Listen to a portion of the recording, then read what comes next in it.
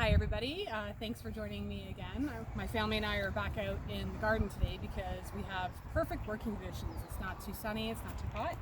But today I want to talk to you, along with my lovely assistant here, want to talk to you about planting perennials in your vegetable garden so you can have yearly harvests with very little work and maintenance.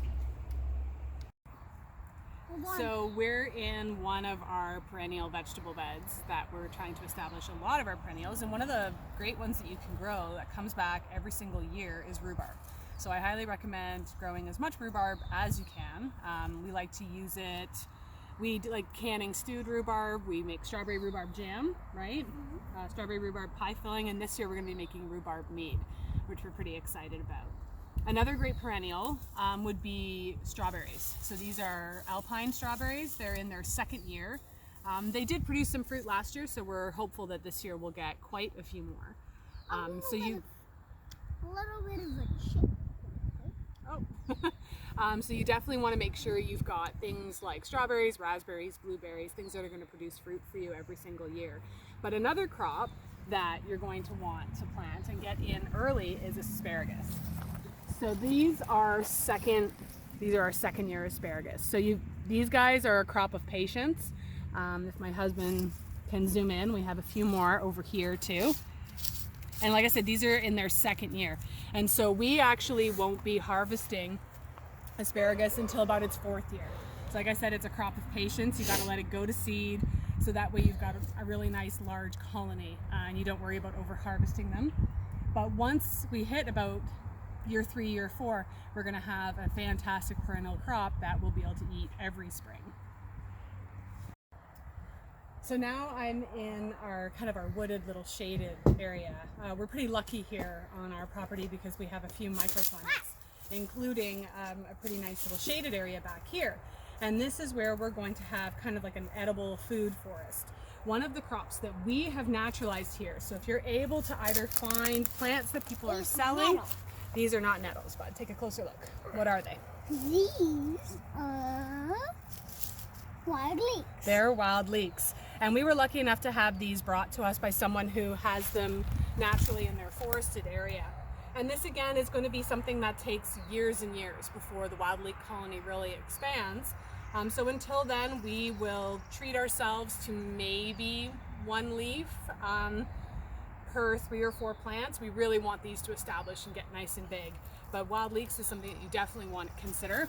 If you're foraging and harvesting wild leeks in the wild, just be really aware that these are a very slow growing colony plant, that they are considered either endangered or at-risk species in most areas. So you never want to dig up the root bulb unless they're in a large colony and you have permission and you're transplanting them to your property. That would probably be the only place where we would be all right with digging up the whole root bulb. So like I said, just practice ethical wild harvesting if you're getting your leeks in the wild.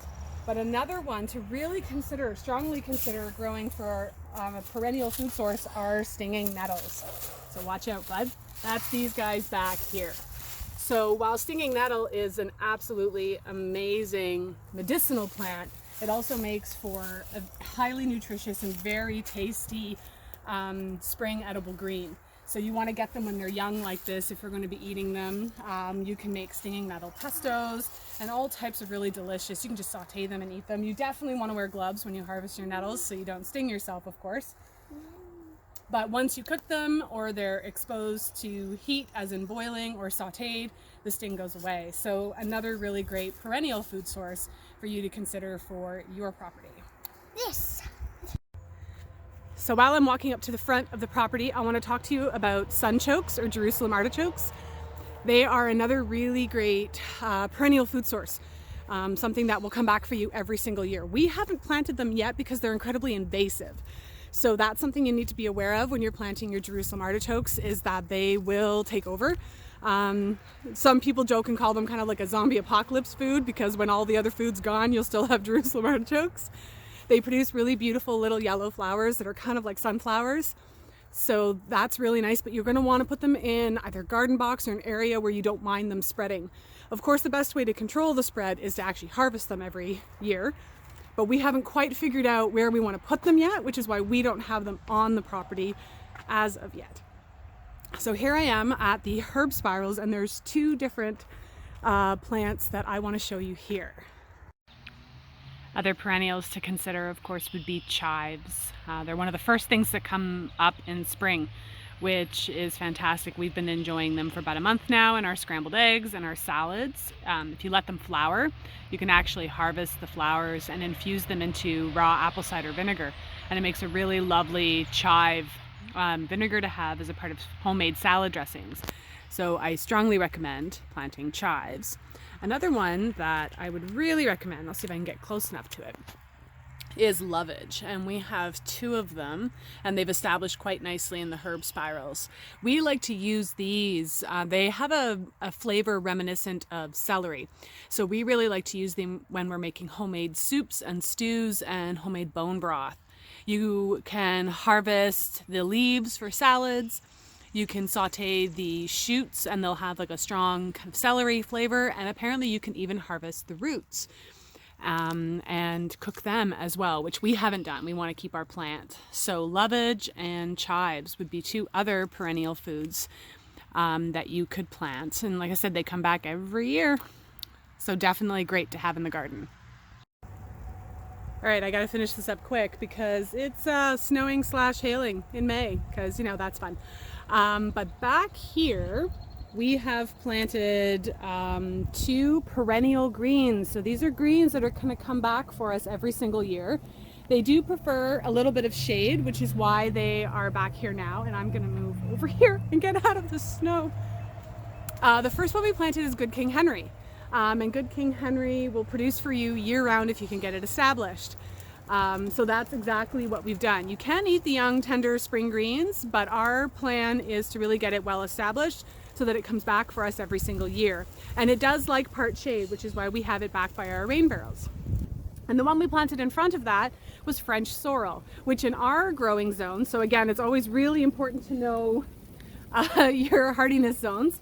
And what will grow in your area, but in our zone, French sorrel will act like a perennial. Again, if you let it establish itself, you can harvest the young greens, or you can, like I said, let it kind of get big and strong, and it'll come back every year as a perennial.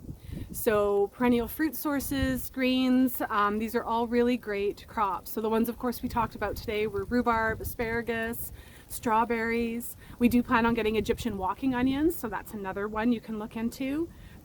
In our wooded area, we have our nettles, our wild leeks, and eventually we'll have our ostrich ferns for fiddleheads.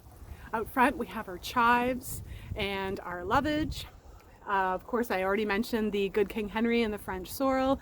So these are all perennial food sources that will come back year after year after year. So even if we're having a hard year on the homestead, we don't have to worry about, needing to buy all of our food. In a few years we'll have fruit trees that produce as well, fruiting bushes and shrubs.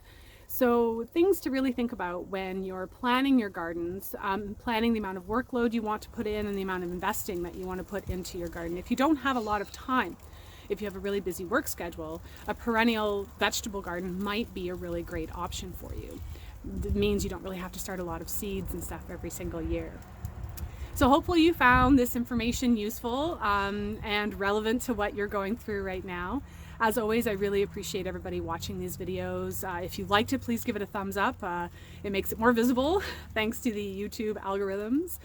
Feel free to share as well. You can follow me here on YouTube. I'm also on Facebook, Instagram, and Twitter and all that jazz. So you can follow me on those areas as well. And of course, I'll link some more videos to things that you might find relevant and interesting.